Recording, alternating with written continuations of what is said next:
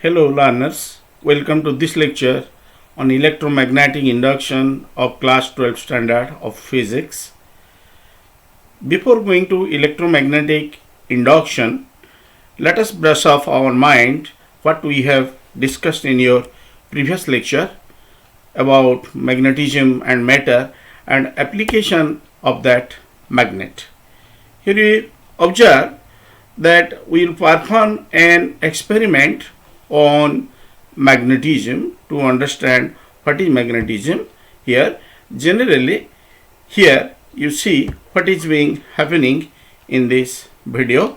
Okay, you see, just observe this. Here over the circular structure and cardboard is there over which a Shivalingam it is rotated, which we call ringam, and after that here you see cardboard is withdrawn. We feel as if here it is rotating automatically,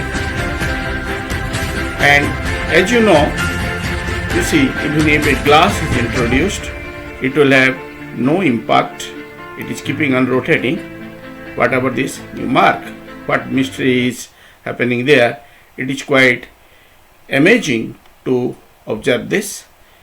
Again, I am repeating this. Here you again mark what is happening here. Okay, you mark what is being happening there.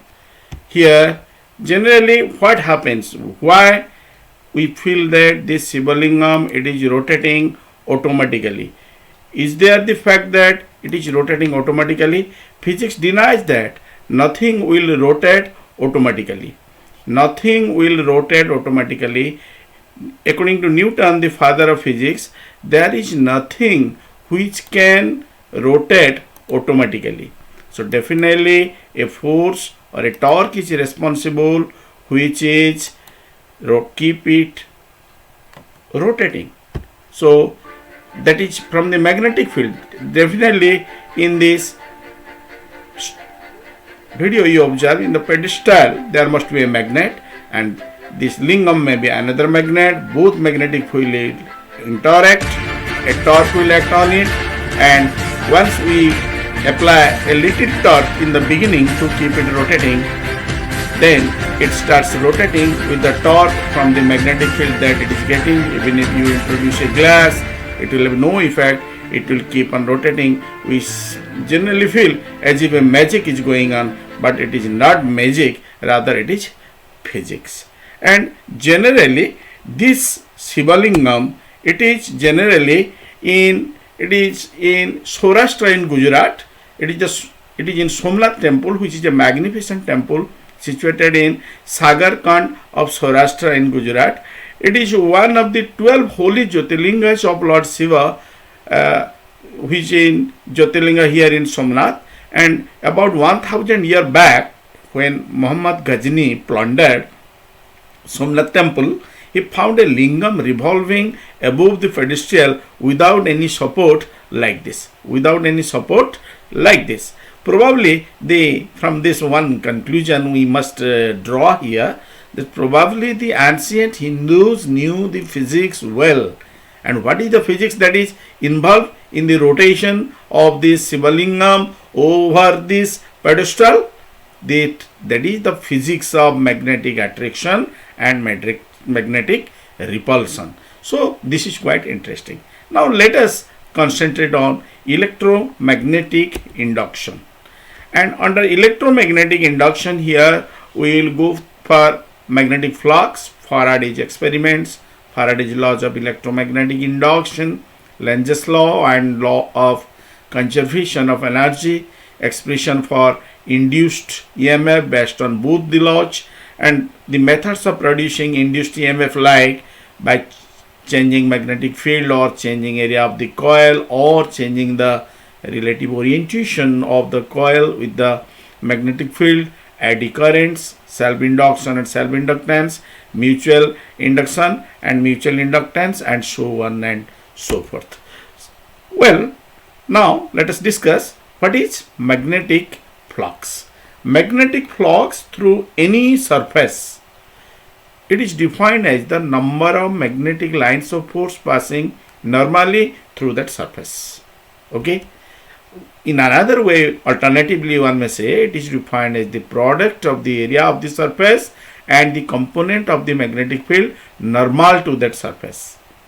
We may show it diagrammatically. Suppose in this square box here you see it represents a magnetic field in which a small area ds is there. Here this is the normal drawn, unit normal will be drawn on the surface representing area vector. This is the direction of magnetic line of force, and here theta, it is the angle between magnetic line of force and area vector represented by this unit vector n cap. So angle between B and area vector ds, or we may say n cap, is theta, and component of B along this ds, it is B cos theta. Now the magnetic flux linked with the surface, it is represented as d phi. It is represented as d phi, and it is also defined as the dot product of magnetic induction and dot the area vector B dot ds. So vector ds will be equal to n cap ds, right? Vector ds will be equal to n cap ds. So d phi will be equal to B dot ds n cap, which is again, we say here direction of ds is along the normal to the surface, and n cap is already told to you, it is a unit normal vector along ds. So what should it define? What its value is equal to? It will be equal to B ds cos theta, theta being the angle between B and ds. So ds, it is a small patch of area. If you integrate this expression d phi to find what is the total flux linked with the entire surface, then ds when integrated it will give you A, and at that time we may write phi equal to B dot A, so that it is equal to B dot A n cap. This dot should not be there. B dot A n cap, and phi will be equal to B A cos theta, theta being the angle between B and A.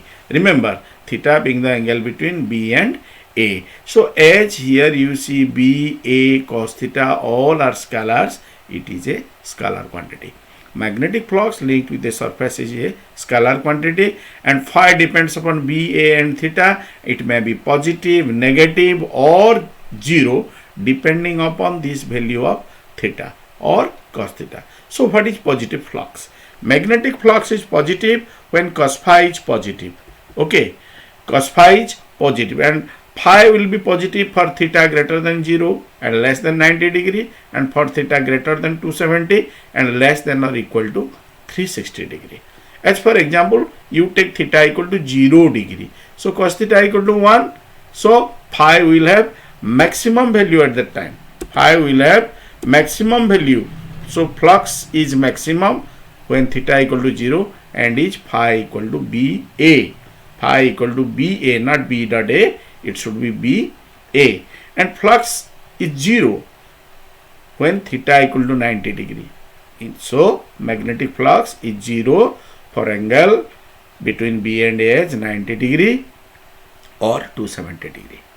Again, magnetic flux linked with the surface will be negative if cos theta is negative, and cos theta is negative when theta will be theta will be greater than 90 degree but less than 270 degree. So this is how we are getting positive flux or negative flux. So our final expression for magnetic flux is phi equal to BA cos theta, and one can change what should be the magnetic flux. Generally the question is asked, how magnetic flux across a coil can be changed. It can be changed either by changing strength of the magnetic field B, or the area of cross section of the coil A, or the orientation of the coil with the magnetic field theta, means angle between B and A, or any combination of the above, means by changing both B and A, or A and theta, or theta and B. So these are the different techniques to change magnetic flux linked with the surface, and as is told to you, mod B is a scalar, mod A is a scalar, cos theta is a scalar. So BA cos theta is a scalar, means magnetic flux should be a scalar quantity. We can find SI unit of magnetic flux is Weber or Tesla meter square, symbolically WB, and TM square Very well, you may observe CGS unit is Maxwell, and you can derive 1 Maxwell equal to 10 to the power minus 8 Weber. Very often it is asked as multi-choice question or fill in the blanks type question carrying 1 mark. You should remember it. 1 Weber will be 10 to the power 8 Maxwell, or 1 Maxwell equal to 10 to the power minus 8 Weber. Now, magnetic flux per unit area, it is called magnetic flux density or magnetic induction or strength of magnetic field, denoted by B. Now let us perform Faraday's experiment to show what is electromagnetic induction. Actually, electromagnetic induction, it is the phenomenon in which there is an induction of electromotive force or EMF due to change in magnetic flux linked with a circuit or linked with a coil. Means EMF will be induced by some means due to change of magnetic flux linked with the circuit. First of all, this experiment was performed by Faraday. Here you see there is a coil connected with the galvanometer in both way, and here there is a magnet having north pole N, south pole S. Here you see what is happening. When the north pole of the magnet is moving towards the coil connected to a galvanometer on the left as well as on the right, you see north polarity is developed at the nearer end of the coil, south polarity is developed at the further end of the coil, and a current flows in anticlockwise direction, which is generally, you see, which will be generally represented by the deflection. You see, you mark how this pointer of the galvanometer will be deflected. When magnet is moves towards it, how it is deflected, slowly rotates, then it is deflected. Here it is north pole, here it is south pole. Again, due to motion, here also north pole is created and south pole is created. How it happens? When the magnet generally, here you see the magnet, it is in this position.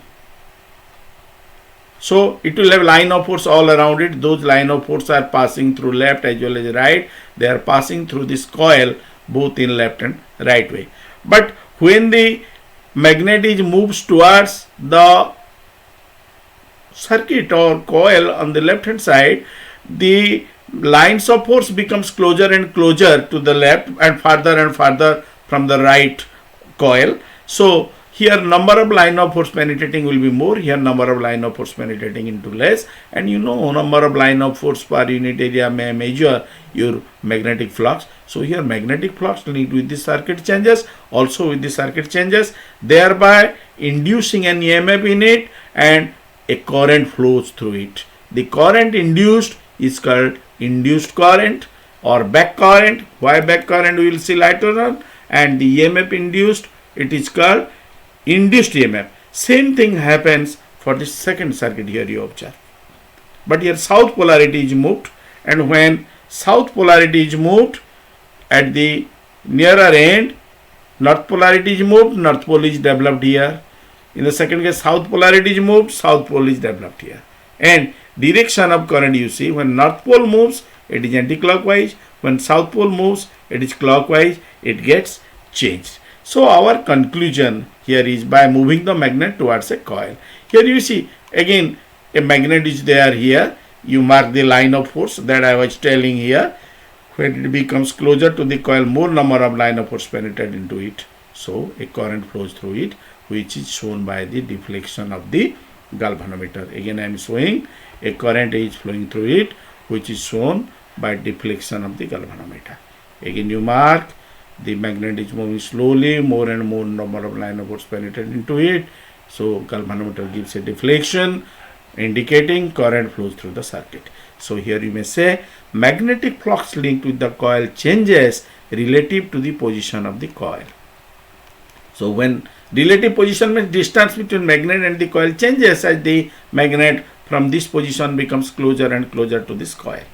And here the magnet, due to the magnetic lines of force cutting at different angles at the same cross-sectional area of the coil.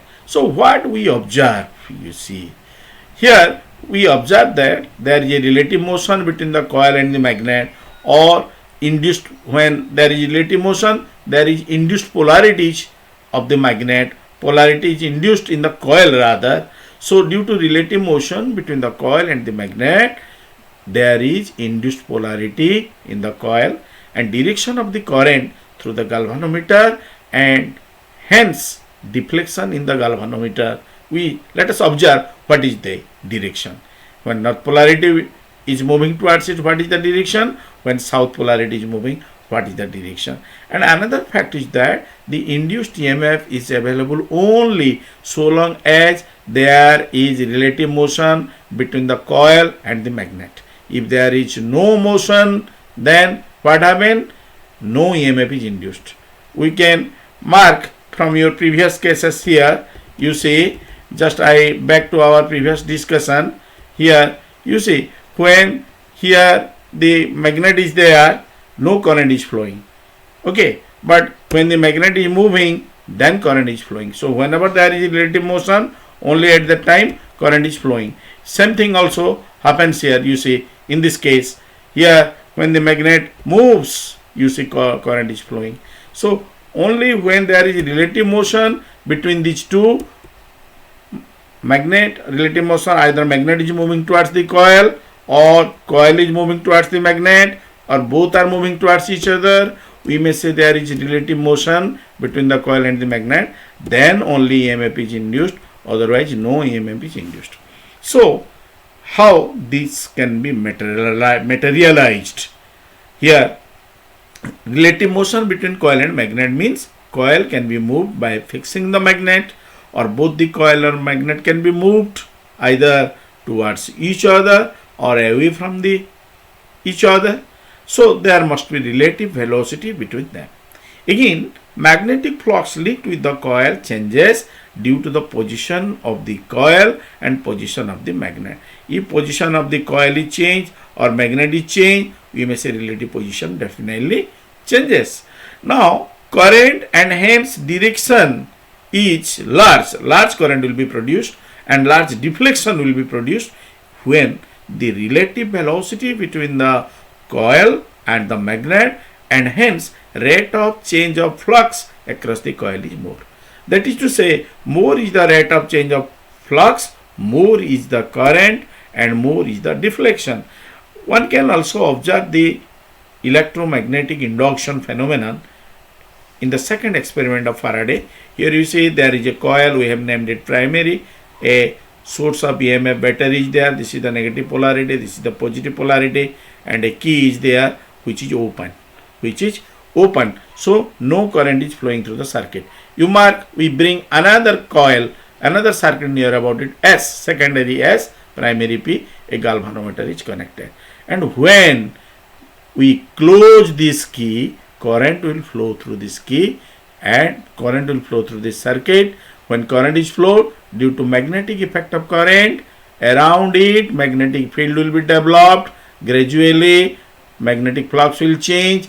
That change in flux will induce an EMF in the secondary. From the deflection of the galvanometer, you can very well observe, you can very well conclude that current is flowing through it, which should be induced current due to the induced EMF developed across the coil. Here you observe this.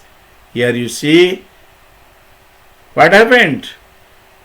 When you mark this key, when the key is closed, here see it is closed, current flowing through it. At that time galvanometer gives deflection. Here you see this is the second position, also galvanometer gives deflection. It was the previous position. Okay, it was closed, both are appearing. Here you see it is the first position, right? Now the first position come. When the key is open, no current flows through it. When the key is closed, current flows through it. But when it is kept closed, again your current flowing stops. That is important. Here you see, I am just returning to the first one. No current was in the secondary. Here you mark, and only just when you close this key, current started rising, you see current is flowing through it. Okay, then again when you open it, current is decreasing, then also current will flow through it. Current is decreasing here, you see it is closed. In the second figure it is closed. Now it is open, here you see current flows through it when it is open. But again current starts, flow of current stops, flow of current stops. Again I am opening, the moment I am opening this key, current will start flow in the secondary. Here you see it is open, current is flowing, then it stops, means current decreases to 0. So from these two arguments it is quite clear, so long as the change of current occurs in the primary, means change of magnetic flux linked with it continues, only at that time EMF is induced in these two, thereby sending a current through this circuit. So this is Faraday's experiment number 2, and here again I am repeating, when the primary circuit is closed, current grows from 0 to maximum value. During this period, changing current induces changing magnetic flux across the primary coil, and this changing magnetic flux linked across the secondary coil and induces EMF or current in the secondary circuit, that we call as back EMF or induced EMF.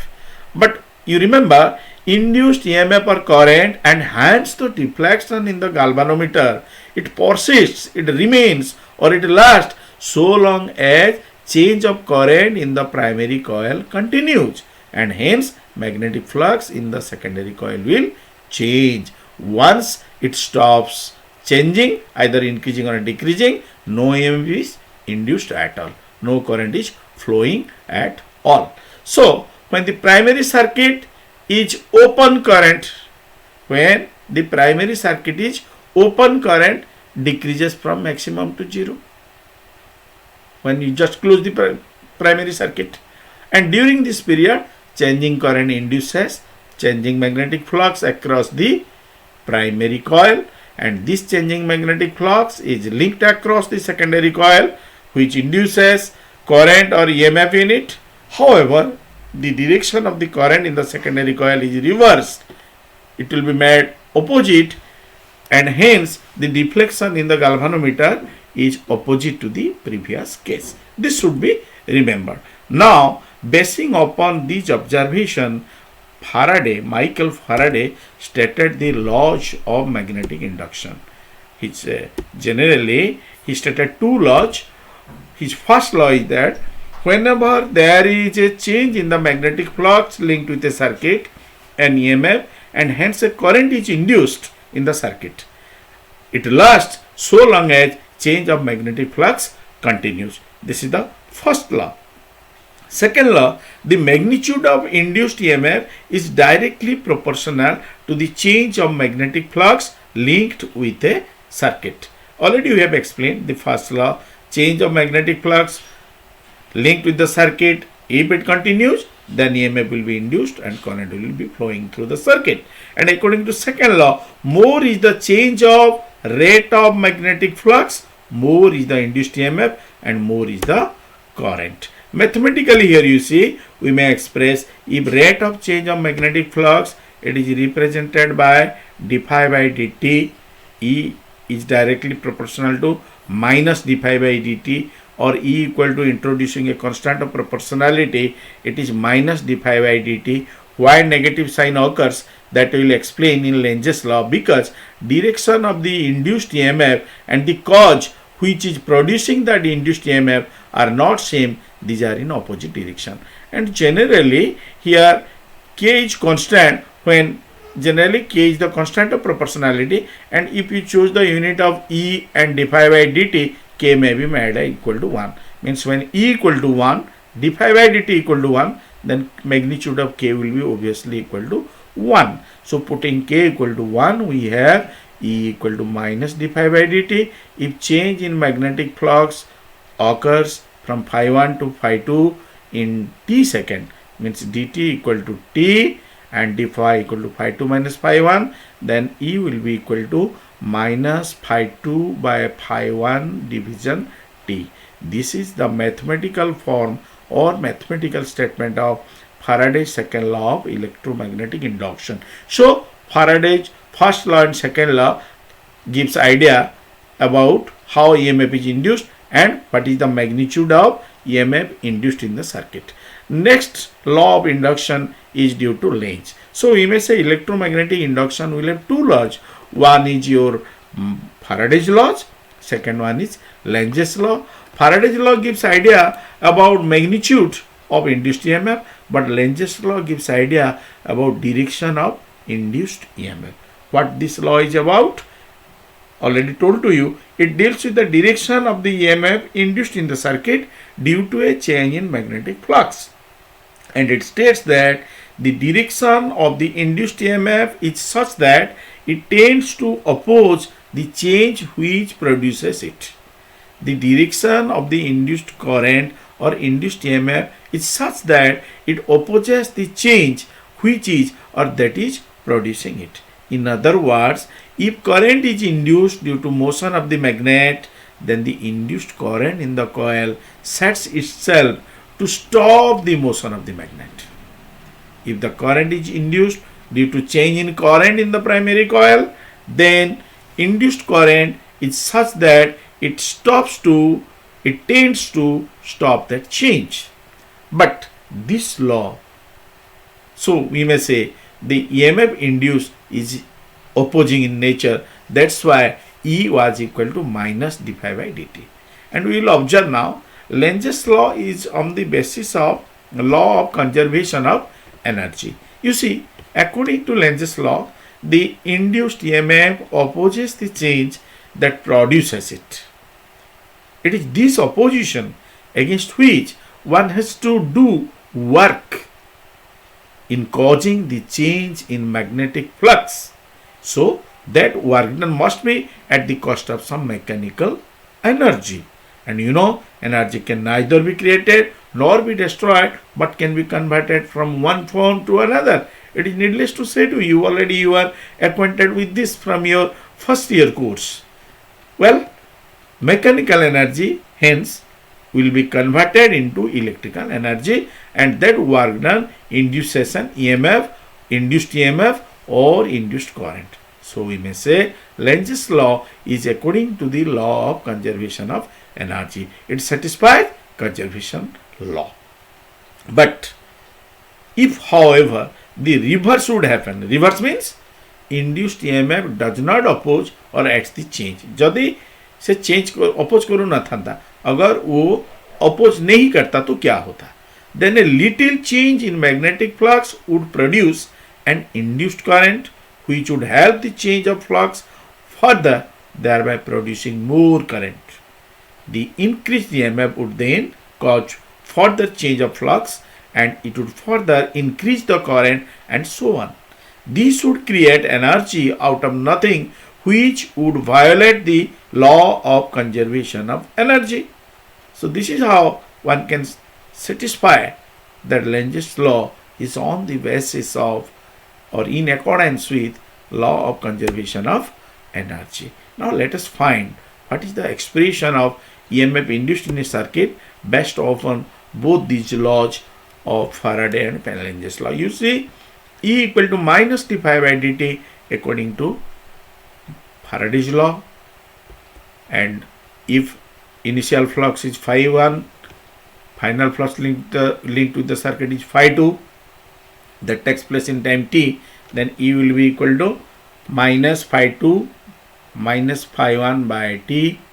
Okay, so let us say n is the number of turns of the coil. So this is for one turn. For n turn, E will be equal to minus d phi by dt, and this equation will become minus phi 2 minus phi 1 by t.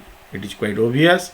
So what is current then? You know, current according to Ohm's law, EMF by R. What is R? R is the resistance of the coil here.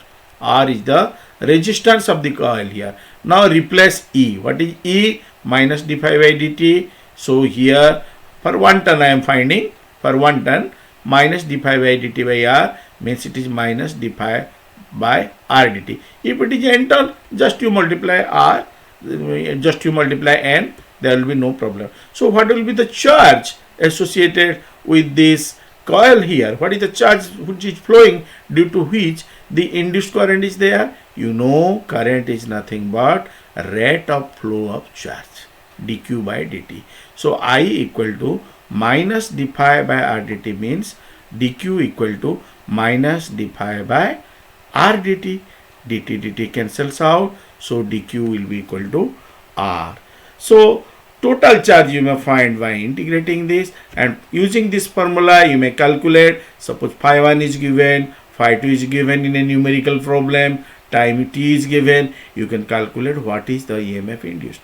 It may happen, a numerical problem may be asked, E may be given, phi 2, phi 1 both may be given, you have to calculate what is t. So this is how you can calculate EMF or time, which one will be required in the problem, using your Faraday's law of induction, electromagnetic induction. So this much in this lecture. Hope you must have enjoyed this, and thank you for today. We will see you in your next lecture again. Thanks. Have a great day.